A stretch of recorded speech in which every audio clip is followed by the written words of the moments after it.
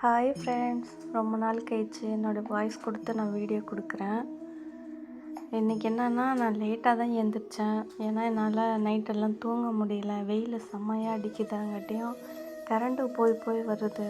சரியான தூக்கமே இல்லை. சரி, லேட்டாக தான் எழுந்திரிச்சேன். ஸ்கூலும் லீவ் இல்லையா, அதனால் நீங்களும் வெயிலுக்கு நல்லா தண்ணி குடிங்க.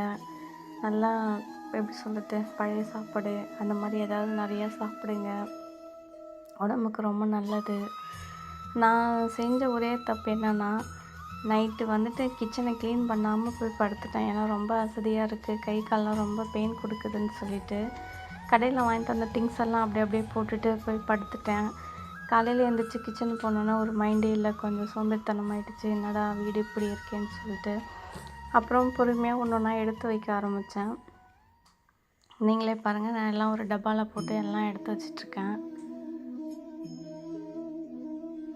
அப்புறம் அதெல்லாம் தொடச்சிட்டு எடுத்து வச்சிட்ருக்கேன்.